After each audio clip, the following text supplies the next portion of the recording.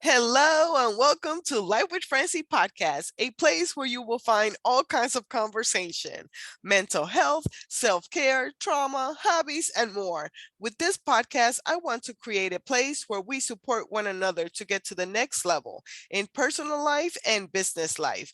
Hope you enjoyed this episode. Now, let's get this show started.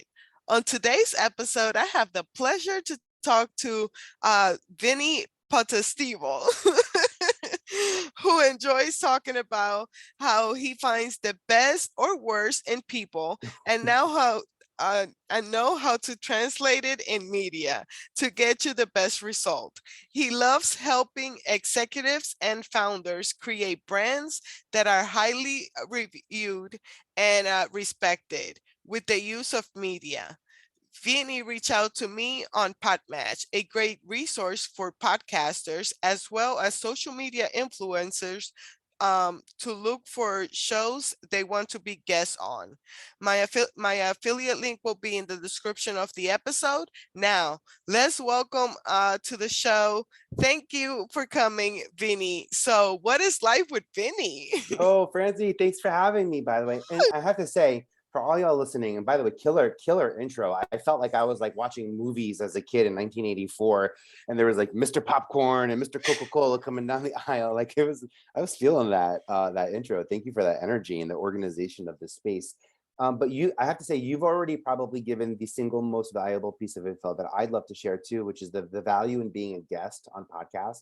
I can't urge y'all enough listening right now. Just put this on pause, go back to the show notes, go back to this podcast episode, and look for this link that Francie is putting there for you to go and sign up for Podmatch. It's a brilliant way to meet people who are passionate about stories and people who are collaborative creators. There are people who are looking to get their values and their voice out in a collaborative way, and it's a really strong way to work, whether you have a business need, an emotional need. By the way, sometimes I'm okay. I guess some of my emotional side, my emotional needs met with podcasting for sure. I work a lot out. It's kind of like audio therapy. Yes, it For me, it's is. pop culture audio therapy. How did we do what we did in the 90s? Wait, what happened then? I can't wait to talk about MTV. But just y'all listening, please go Podmat, go and find Francie's link that she's generously given here, because I'm telling you, it's like the single best click that you can make. Uh, Oh, thank you. You're so nice. Meanwhile, Francie, life with me, it's like this. I'm constantly connecting people to opportunities. I'm trying to find new ways. So I don't just connect people. There's usually a bond in them, a creative bond. Maybe maybe they become co-writers on our project. Maybe it's talent and an executive producer co-producing a project.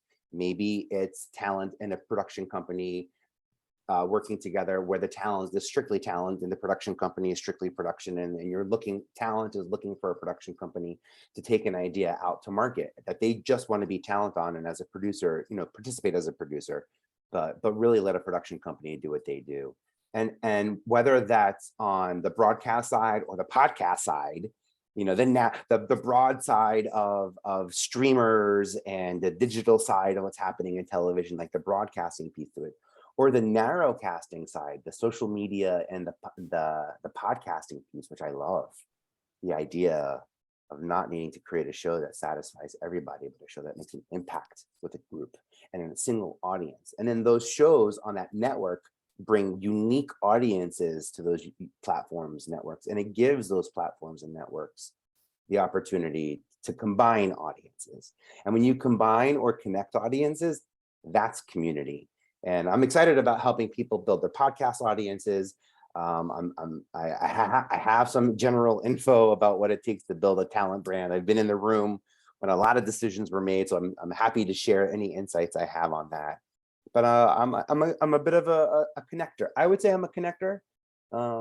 People might call me a people hoarder. That's like the casting I director. love that. It's a casting director default. Part of me where I'm like, I just love meeting. I love meeting people, helping them quickly figure out what their shine is, and also it's like a game of memory for me. As soon as they see your shine, I'm like, oh wait, I've seen an opportunity. I know an energy. I'm very mindful of how to convert what I think I see in you into action based on someone else's need, a platform, an audience. So I can that's my spiel. testify on that because I just met you and the last 15 minutes have been amazing Oh before yeah. we hit record. Oh You yeah. pointed out so many tips and tools, and I'm just like, oh my gosh, I'm going to be a rock star Well, now. but I always ask. I feel a little bit like Teresa, the Long Island medium, sometimes, where I'm like, I just want to make sure I have permission to give you feedback on a piece of strategy that you're passionate about. My passion stems from wanting to be around talented and successful people. And I kind of, I don't know, it's probably a bad term, but I called it like a mirror sponge. Like I soak up the energy and I spit it back out more vibrant. I feel like I'm funnier when I talk to comedians. I feel like I can sing when I'm talking to my boy band friends. I feel like I'm the best dancer when I'm like in the room with choreo. Like I feel like I pick up this like weird empath energy that has allowed me to get quickly into your brain or point of view and understand your values and your goals, whether you say it or not, based on actions or not, based on words or not, and assess the promise that can come from this short form and long form, short form social media, podcasting, long form television, like casting housewives and big bringing hosts to network like Nick Cannon and Mandy Moore and putting Beyonce in her film, like making big talent moves. It all stems from that same place of like how what stands to be, for me, it stems from the same place. What stands to be the most like impactful and impressive decision that we can make here. Anyone can put a star in the leading role of a film, but like giving Beyonce her first solo moment outside of Destiny's Child, pre Beyonce, just when it was, Beyonce Yep. plus Kelly and the rest of the Destiny's Child's cast, the ensemble, the menudo of Destiny's Child that she almost created, and that was cool just to be part of the stories and see the genius in that. So I'm here to help and shine with y'all. So I love it. So you're all in into the entertainment industry? yeah, so I've been in the entertainment industry and like I would say entertainment and news, maybe, and that's kind of where the unscripted piece of my background comes into play. Podcasts are predominantly unscripted right now as well. Although I am taking podcasts that are unscripted and converting them into broadcast specials or broadcast series or streamer series at Netflix or HBO. So I Wow. am converting single episodes based on maybe a true crime case that I was able to get a solid podcast episode of with some traction, that I'm then able to take that episode into market and improve that as a case. This is interesting as a special. Simultaneously, I'm able to take the point of view from the whistleblowing lawyer who's running that case and look at the rest of her catalog of cases to see what that through line is. And then perhaps there's a larger series, like an unscripted or scripted series about her life that we could, bring to market. That's actually an example of a successful project we have in development now and scripted side at HBO Max. So I don't know, I think it's fun. I like being the guy from the other sector of media. Is that weird to say? No, I love it. In TV, I loved being the outsider because I had no other sector of media to compare to. So I was the outsider in MTV. I was the guy who they gave the keys to the door, and it was my job to pick people to come in. And about 2 years into my deal with my career with MTV, I realized like people were picking are becoming really big stars. Like it's Yeah. not just about like casting a VJ and getting a host for a 30-minute music video. Like these people are like, I don't know, fighting for my rights to marry who I want to marry, to have a Yeah. family the way that other people have families, to have it's 2022, to have rights, to have more inherent rights now than we did before, which is a whole interesting conversation in and of itself. Hmm. But you understand the importance of the public voice. How many actors and how many people of power that are not in the political sphere that have impact on our lives? And I realized that at MTV in the late 90s and early 2000s, and mostly because people watched television back then, and that. So I think I have to give a lot of credit to the amount of eyeballs that were on TV, let alone only having maybe 50 channels back then. I know. The TRL days. There's me. I think we were Oh, channel 20. TRL. Yeah. Oh, I appreciate that. Yeah. By the way, I will drop a lot of MTV oldies, but what I'm really doing, and I want you to be mindful of my strategy. What I'm really doing here is one, I'm not reliving the past. I'm throwing out. I'm throwing it out. Sometimes I love that. I love the past. By the way, my music taste ended in 2007. So like if you I listen to my know. iTunes, you're like, really, you still like, yeah. Like LMFAO is like the last new artist you uploaded to. So you're there like, what, 2007, man, it was a good year. I can relate. It was a good year, right? Like I'm still rocking out to Avril Lavigne and whatever. What a good Charlotte and Simple Plan, like the good old. I say the good old days, but the days where at MTV pop culture ran through that office building, because MTV was the only network that had the ability to go live nationally from 3:30 to 4:30 for pop culture. It was weird to think that like bands launched albums, bands broke up, artists announced marriage. Things happened between 3:30 and 4:30 because of TRL. We ran home to watch the show because of TRL.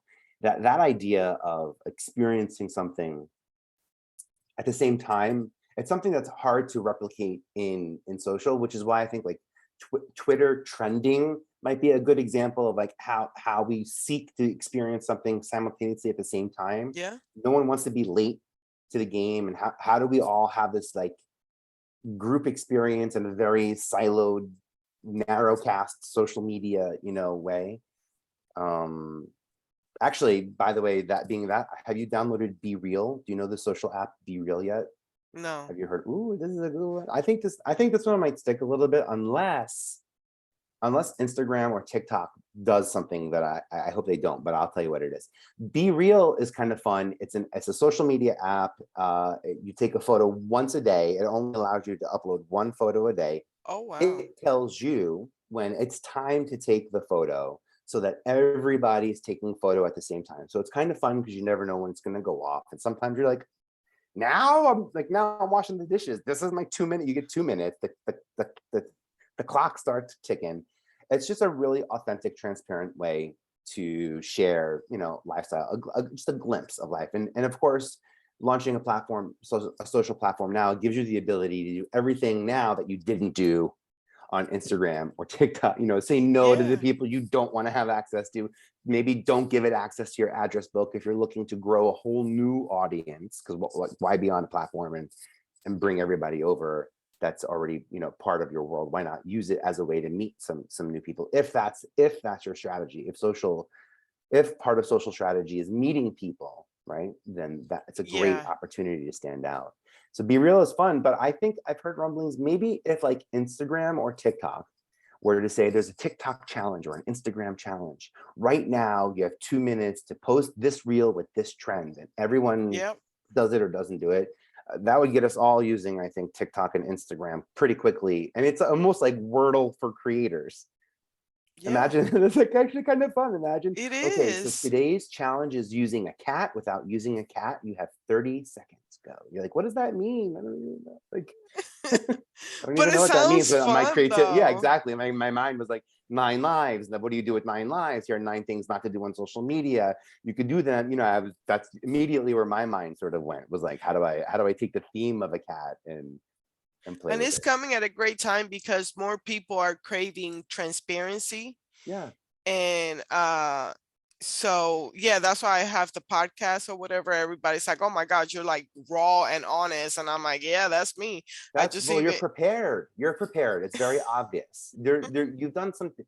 I mean, there's some clear talent development. I would call it talent development, maybe personal work or acceptance, or you understand what your strengths are. You are fully, I get it. You are fully leaning into you, and like, I love that. I pick up on this. This is like my oh yeah, that reality. was My reality casting beep beeps are going off. yeah, decade of therapy.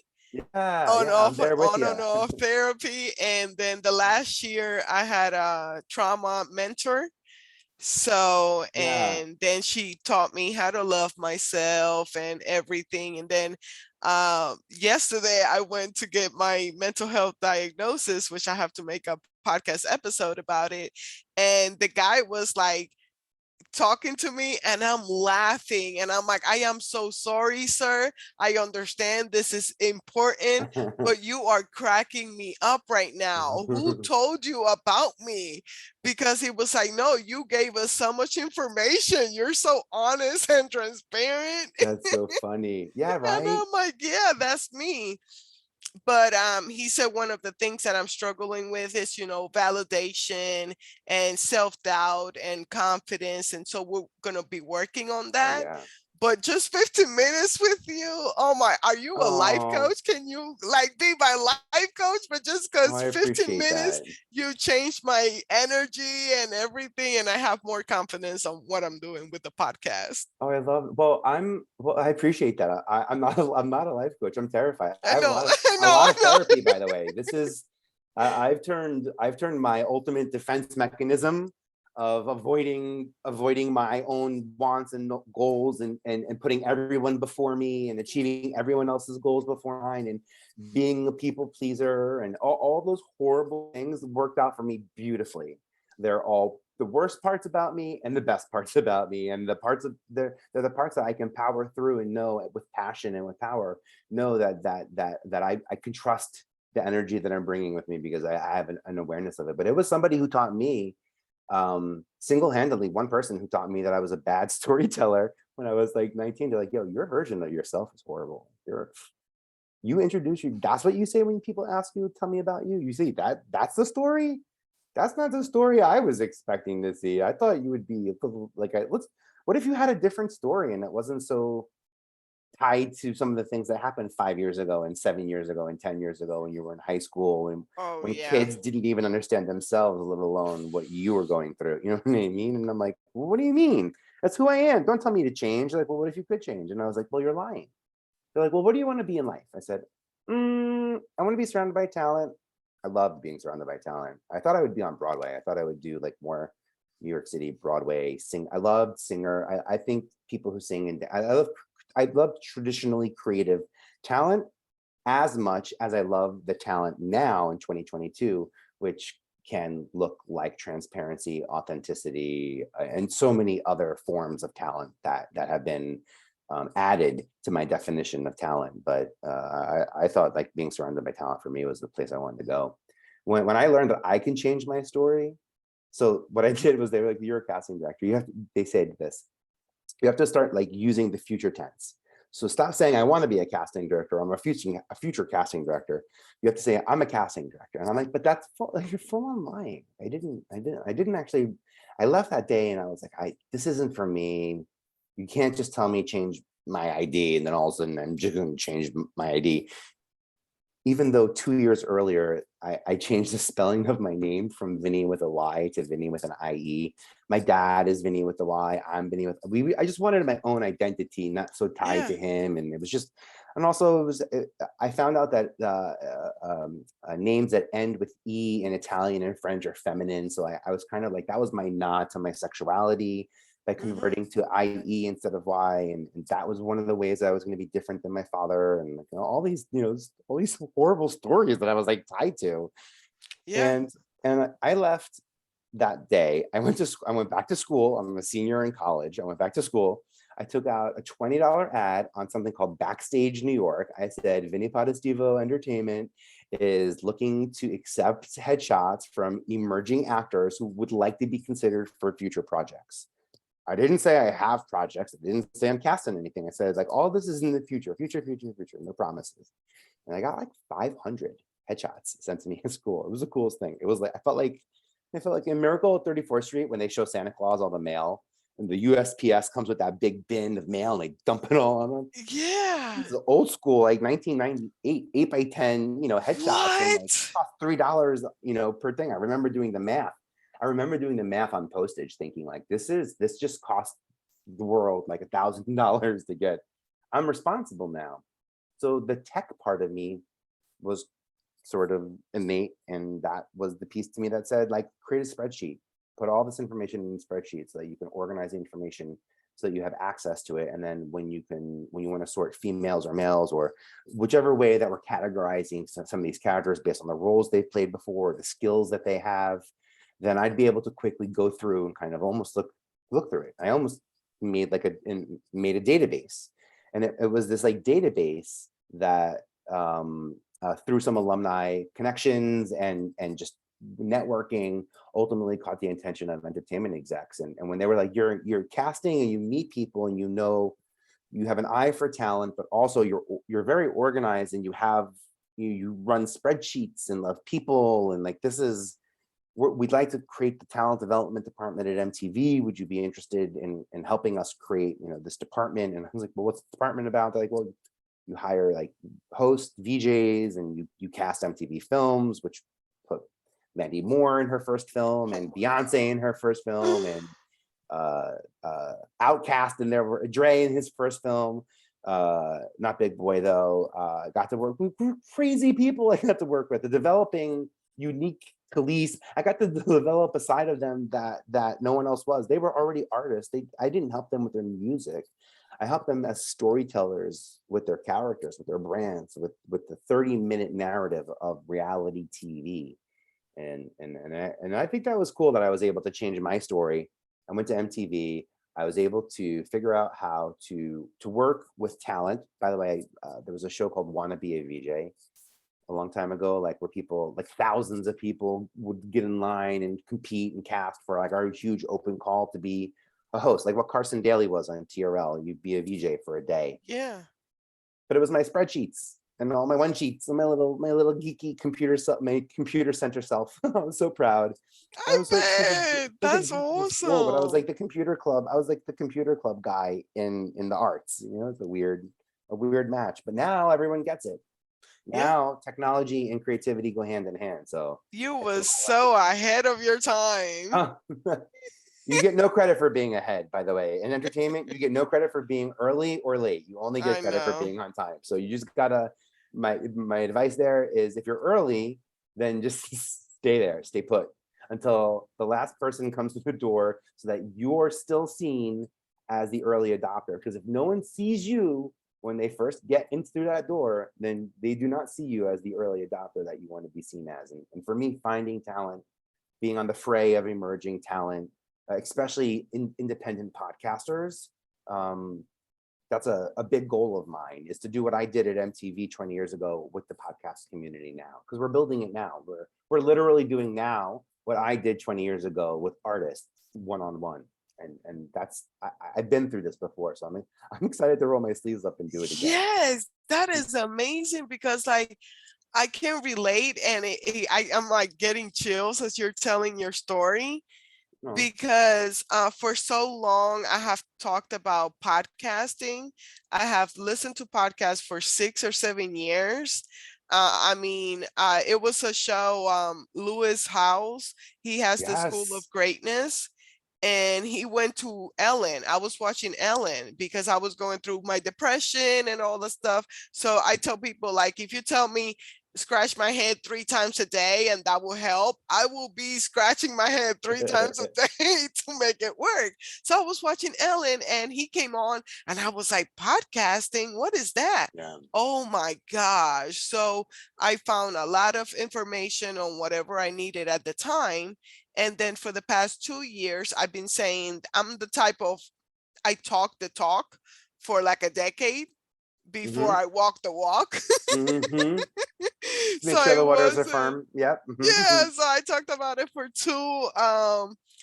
2 years, and then my mentor for the past year has been like, you have to start it, you have to start it, you just don't even get it, you have to start. I'm like, girl, I don't know, the tech side is like freaking me Mm-hmm. out and I'm not gonna do it.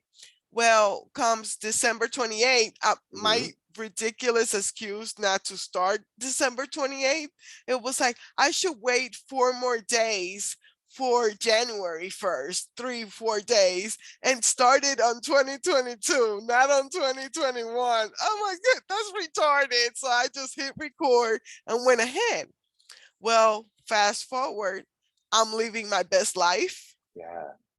I have a structure, 6 months of solo episodes, and just trying to figure out where I was going with it and what I was going to talk about. And then somebody reached out to me um, to be a podcast guest. Mhm. And I was like, well, I guess that's the universe telling me that I'm ready for interviews.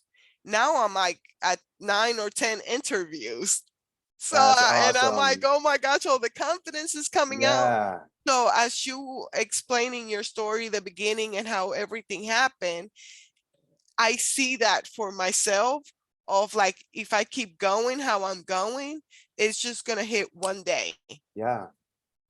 And it's going to be the way you want it. Oh, And you have so much control over how you get discovered. It used to be a guy like me, a casting person, had to be on a corner of the street or at a Spice Girls concert where I saw a model my and you know God, what I like Spice these. Girls. Yeah, right. Like these were the days of like where people scouts, scouts, casting directors were hired to bring in new talent, and wherever we went, it was the right opportunity to be discovered because I'm coming in with opportunity and a Rolodex of producers that are looking for talent, and all I see in front of me are people who would love to be on camera. So this is, I'm happy to make that connection. Now that's not the case. Now we don't have to pitch our content to a TV show, to a TV network, to a digital platform to be able to get our content out there. We don't have to have someone's approval to create our content. And part of why I have a podcast is because I don't ever want somebody to have approval over my podcast. And I'm never looking to sell it. I'm not ever going to have advertisers on it. I do have sponsors and partners on it, but they are not advertisers, and I do not run. No part of my metric includes running ads because I just don't. It's not that I don't want the stress, because that sounds like I'm not taking on the responsibility of running a podcast. I don't want to make my money by selling your time listening to ads. I want to make my money by having those brands pay me to bring you more information about how tools you could be using to be more successful.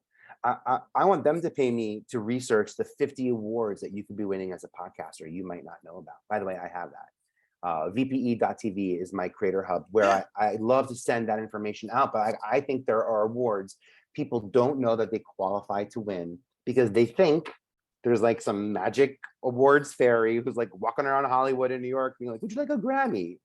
You should be nominated. Hey, you came out with an Oscar. You came out with a Broadway show. You should have a Tony Award. You should be nominated for a Grammy because you had an album come out. That's not how it works. There's money. You have to pay an application fee. There's a period of time that project has to qualify for. Then there are the qualifications of awards, and there are many different ways to win awards. Some of my favorite ones are the ones that don't pit you up against each other, where there isn't one Yep. finite winner. Yeah. Some of my favorite awards are the ones where there's a consensus of people who are going to group a body of work, and the top 30% will be silver, the top 10% will be gold, the top 5% will be diamond. And we can, as a community, assess a couple of things: the quality of content, the quality of messaging, also our ability to tap into the public zeitgeist. I like being compared. I like having a set. So in other words, like, some awards like the Emmys or the Grammys, the Academy Awards, there's one category, there's 5 nominees and only one winner. Well, the kind of awards I love, the Tellys, the Communicator Awards, the W3 Awards are like this. There's a list of values. They say, here are the 5 things you're going to be judged on. Here are the 5 ways those numbers are broken down. And everyone's going to be assessed by the same materials. And at the end of it, we're all going to have compared apples to apples based on these metrics. And those metrics are really important to understand how people are measuring success. Those metrics in the awards categories are similar to podcasting, to what KPIs and analytics look like in social media. And in my opinion, that's why influencers and creators on social media are getting money from brands, and Hmm. podcasters are struggling, emerging podcasters are struggling to meet sponsors. I think inherently that podcast downloads, that our loyal audience, even if it's 200, 350 episode downloads per, I think that that audience is way more loyal than the person on TikTok who got a lucky month last month and now has a Yep. million followers because they, because one stupid video, and Yeah. they were the creator of du jour of the moment. Doesn't mean that there's like that connection there. And so, and by the way, you get all that from podcasting. You don't get that from like being on reality TV. Someone else owns that. Like podcasting, you own it. And podcasting, I own my podcast. I have a podcast, and I turned it into a TV show. I have a podcast on TV, and I turned it into Nice. a news platform. I have a podcast.com, and they all serve different missions, but they're all part of the same ecosystem. People independent creators who can identify either as having a podcast or loving a podcast. I can't wait. I'm going to research everything. Yeah. Oh, I am cool. loving all your energy. But yeah, that is so true. So I follow the Teen Moms. I'm still like, I'm all about the Teen Mom franchise. I don't do as much. I'm with the OG, Yeah. the Yeah. Yeah. first ones. And Yeah. Yeah. Kale Lowry is like one of them. And she just left the network, Yeah. and they don't understand that she's making more money as a podcaster than she is. And she was like, the brands were not working with her because of the show, because of how they Yeah. portray her on the show. Oh. And it comes out that she is freaking amazing. She is a badass. I Yes. mean, Oh, I have that to she give it. has I'll give four it a listen. kids Yeah. and Sure. three baby daddies. Who cares? So she has three podcasts, I believe. One, two. Yeah, she has three podcasts, and Coffee Combos just got a $2 million contract Wow. after 5 years of working, doing it. Yeah. And it's because her personality comes out Yeah. Yeah. and not the drama, not nothing. And that's why I love it. And I try to do mine organically, besides the headliner advertising campaign that I have going on Yeah. right Yeah. now, but it's because I can get into other countries. Yeah. So the second I did my first advertisement campaign for my podcast, I had like 20 countries showed up, and I was It's like, amazing. oh my God, that's It works. awesome. And I'm Yeah, it meeting people works. from all over the world. That's why we do But it. besides that, it's just, I talk to you about my videos that I do and my little hashtags. I try to keep it at like 5 hashtags. So that's what I'm doing Yeah. for Well, people first to off, come to me. not little hashtags, but also specific hashtags. I like the words inspire, ignite, and impact. And I use those words. Those are part of my SEO strategy, but they're also part of my life strategy. So I don't have to worry about my SEO strategy because I use the words inspire and impact and ignite a lot in my normal vocabulary because I'm constantly using those three words to be like, what is this an opportunity for? And I'm constantly assessing and reassessing. So I don't have to worry about when it's time for my content to get published. Did I use the right words? Is this the best way to be? Because I'm living it, and I think you are doing the same exact thing. Yep. Yeah, right. And I can't wait to go back and listen to her podcast. I'll give it a shot because I know the Coffee character. I know the combos. character.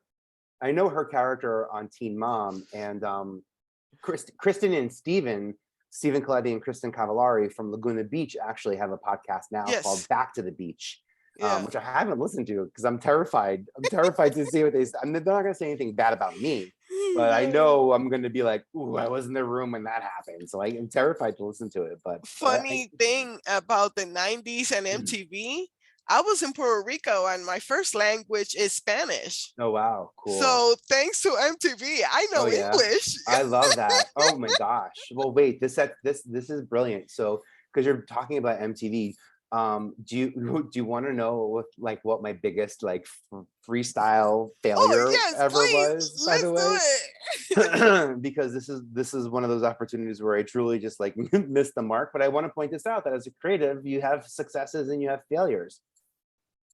But the fact that English is your first language and MTV was in your household, and a lot of how you might have connected with your friends or even started to think in sort of like American ways. I'm very aware of that, and was aware of that during my time there as well. I got to launch a couple of networks on TV during that time, but I was very, being from New York, I guess I don't know how to say this, but like being from New York, being being surrounded by a very Latina and Hispanic Mhm. audience, and I it was very, especially the diaspora audience. I was very aware how much came from there. So Wilmer Valderrama uh, pitched an amazing show to me once about freestyling, and he was obsessed with the fact that people with Yo Mama jokes.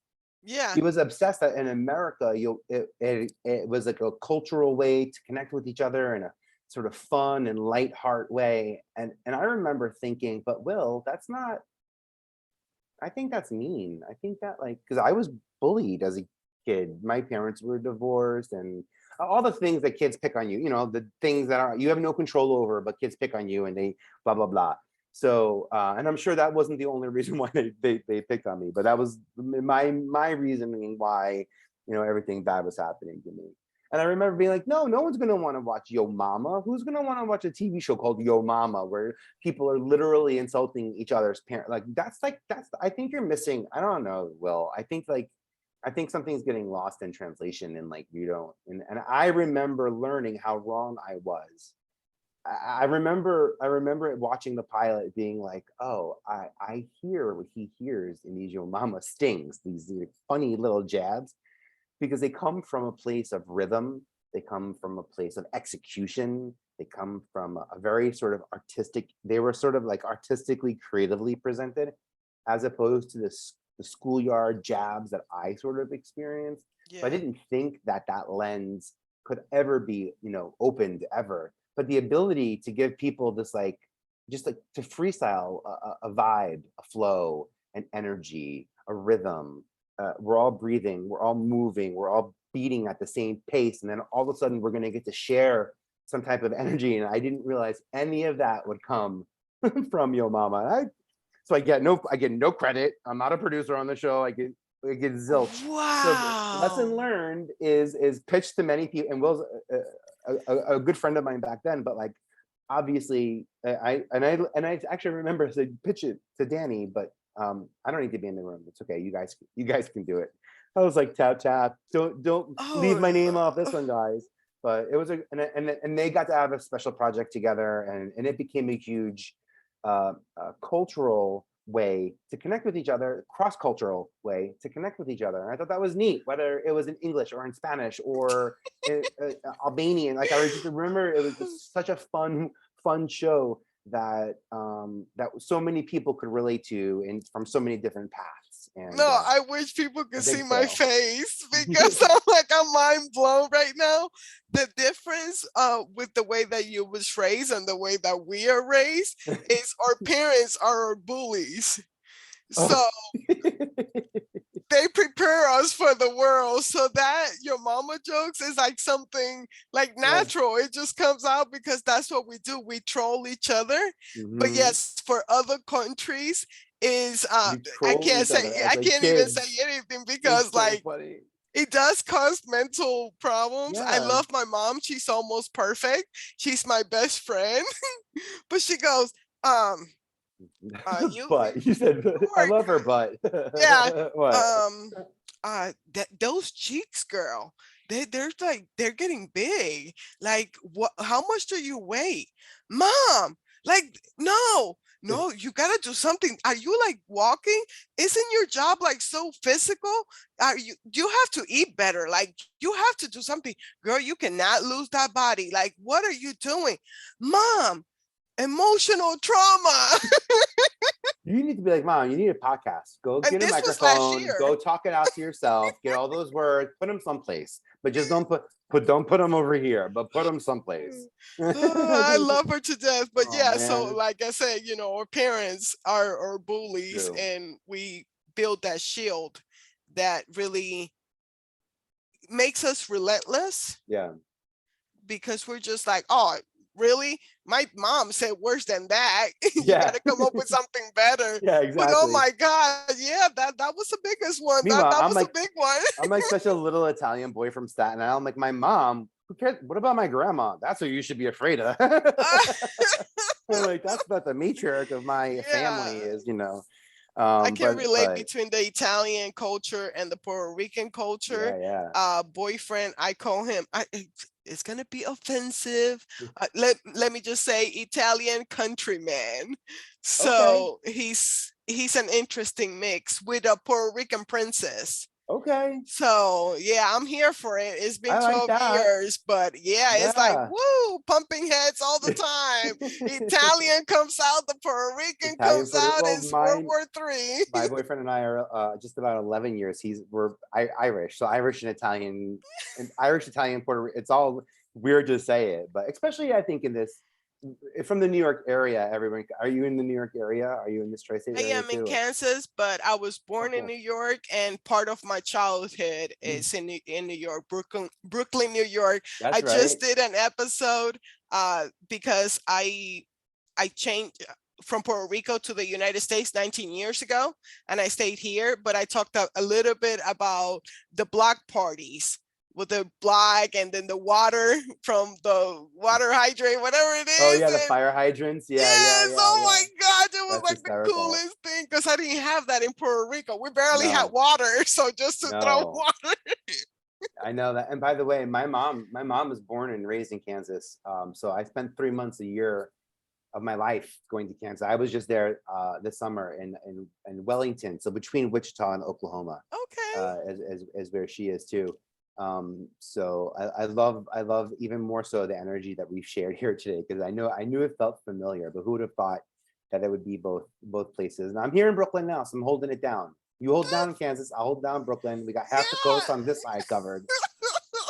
And hopefully someone listening to this will be on the West Coast. They'll have downloaded your Podmatch link so they can get on Podmatch and find us. And then maybe they can invite us to like a collab. That would be cool. So y'all Heck reach out, yeah. okay? Let's bring it back and reach out. Reach out and ask us to collab with y'all. I would love to do that. I love that. I love this. And yeah, I'm in Kansas, and when I first moved here, I was like, first of all, where is Kansas? And I'm Yeah. closer to the city. And when I first moved, everybody was talking about the legends, and it was going to be this amazing place. And you have no idea what they were talking about, the future of legends. When we showed up, it was like Target and Walmart. And we're like, really? That's it. Everybody's talking about it. But That's I where have it's at though. seen Target and Walmart's where it's at. You know. but I have seen the town grow. Yeah. And now when I go anywhere else, I'm like, let me go back to Kansas. It's Yeah. so peaceful, it's quiet. You have the city, or you can go like we have Lynn Valley spot Oh yeah, I at know the where that. lake, and Yeah, oh yeah. my goodness, it's like a different country Yeah. and nature. So yeah, I love it. The lakes I'm fine with. The creeks, kind of got like the muddy creek. Like Oh there's yeah. some places in Kansas where my mom would take me swimming, and I'd be like, "Ma, I don't like when you can feel the mud go between your toes." And some places you take this, I can feel mud between my toes. And I don't like that kind of Oh my adventure. gosh. Oh, I just had the conversation with my boyfriend because my friend, his friend, not my, well, Yeah, each your other's friend. friends. Yeah, Yeah. They go off-roading, yeah. and the girl goes, "Oh girl, you have to go." And we both look at each other like, no, she's not allowed to. And I'm like, I'm okay with it because I do not like to feel dirty. Yeah. So no, mud does Ugh. not, and then, um, Just getting chewed by the bugs though, the noceans and oh, everything that you can and can't see. I'm getting itchy now. I All right, I barely, gotta I go. This barely is can getting like handle camping. this is turning into like a horror podcast I know. episode. I'm sorry. So Are yeah. you afraid of the dark? Anything else? Like, oh yeah, talk about your podcast. What's the name of your podcast? Oh, that's sweet. My podcast is called I Have a Podcast. We come out on Tuesdays, and I talk about creative process with celebrities and people. It's funny. You can relate. You can relate. You have I'm a sorry. podcast too. It's just that I thought about the name for forever.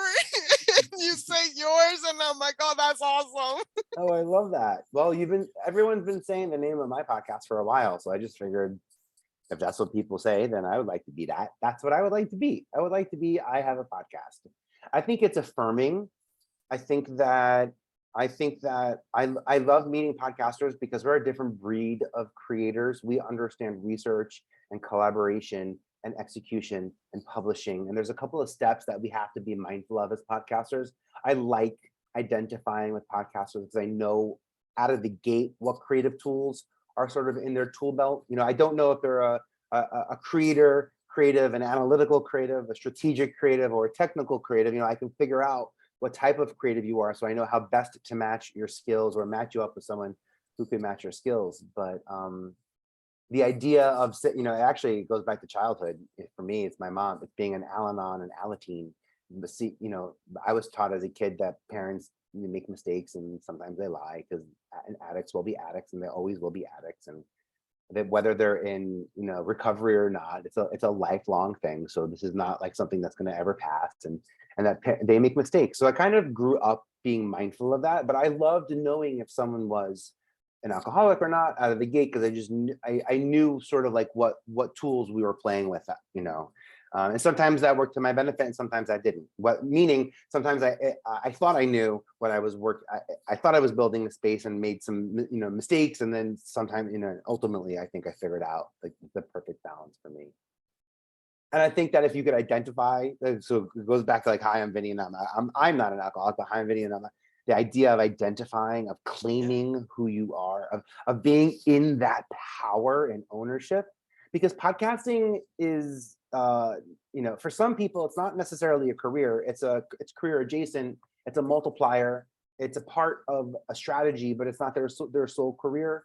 And I just love, and for that reason, sometimes it's hard to identify who are the podcasters out there. So if you identify, I can if you see have a that. podcast and you say, I have a podcast, I get it. And also, if you are just an avid listener, maybe someone's been listening to this podcast for a while, you love hanging out here with Francie, then you have a podcast and it's Francie's, and I love that you can own, there's ownership in the fandom of liking and supporting our podcast. And that's kind of like where that came from. Plus, it's easy to say, it's easy to remember. So Yeah, and I love that because I can feel it. Because for everything else, like in 2019, that was my best year, and I had 6 meetups a month for planners, for writers, for dreamers, you name it, I had it. Well, I went to the writers meetup because I have like 1 million journals, and I would love to write my own book, but I had a hard time saying I'm a writer.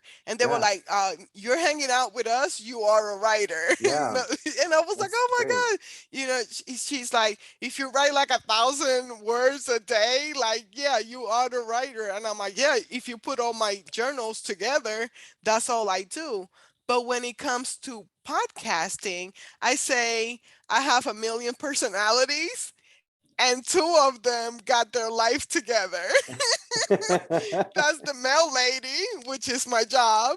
Mail lady is on a mission. She knows she got to deliver this mail, and no matter how she feels, Mrs. Johnson does not give a crap about how she feels. She has to be with a smile and make somebody's days better.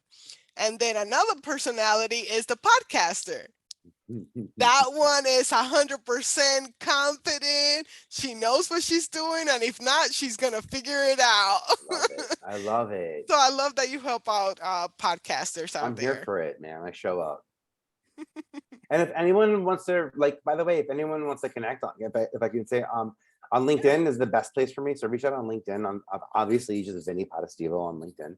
So reach out and say hi. That's probably where I am the quickest to respond, is on LinkedIn. I'm on all the other Mm. social media channels. And then if getting access to my awards lists, if getting access to my digital toolkit, if getting access to the 50 creator manager, the 50 influencer and creator platforms that you could be making money from right now that I don't think you know. If you want access to those lists, then vpe.tv/hub, HUB, and that will get you to my website. And I welcome y'all, be there in my energy, and like let's keep this energy growing. Like let's Yeah. inspire some conversations, like impact culture, ignite change, and it starts with you. Awesome. I will have all the links in the show notes. So cool. Thank you so much for this. No, thank you. I had like the best time. I really don't want to end it, but I have 15 minutes for my therapy session. Woo woo. At least I'm confident on Yeah, this one, on right. this session. Great. Yeah. Yeah. That's well, stand in your strength. And I'm so it's cool to see you in it, by the way. I love that. And just keep sharing and keep me in the loop as you continue to create. Please. I love being part of the journey. I hate just being like part of the episode. I like the journey. It's the journey part for me.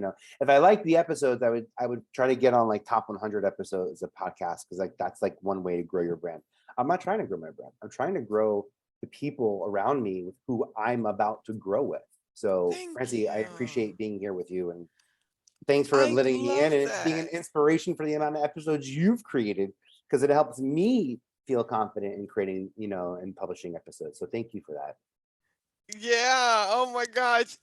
Yeah, I know. I can't even believe it. It's been 6 months and I'm almost at 70. Actually, I think the interview, I don't know, almost 70. Almost Wow. 70. And Yeah, I'm at it's just like, 22, I think. woo. 22 episodes I've done so far. So I love learning from you. That's awesome. I can't wait to check your podcast out. But thank you so much for your time and your knowledge and your stories. It was a truly pleasure to talk to you. Thanks. A pleasure to talk to you. Thank you so much for listening. Have a blessed day.